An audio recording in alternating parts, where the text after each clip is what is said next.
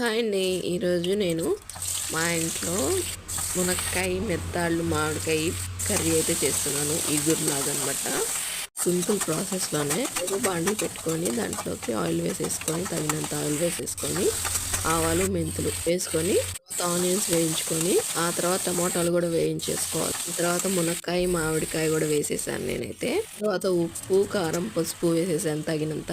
బాగా కడిగి పెట్టుకున్నాను మెత్తాళ్ళు కూడా కొంచెం సేపు ఆ ఉప్పు కారం పట్టేదాకా కలిపేసుకోవాలి. తర్వాత ఒక చింతపండు తీసుకొని నిమ్మకాయ సైజ్ అంత చిన్న నిమ్మకాయ సైజ్ అంత చింతపండు రసం పిండుకొని పెట్టుకోవాలి. పిండేసిన తర్వాత ఒక గ్లాస్ వాటర్ పెట్టి మూత పెట్టేసేసేదే. తర్వాత ఒకసారి మధ్యలో కలిపి చూసుకోవాలి.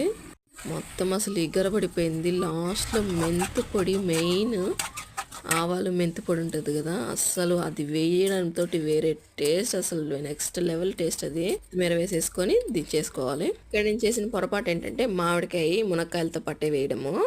అందుకని మామిడికాయ ఎక్కడ కనిపించట్లేదు అసలు.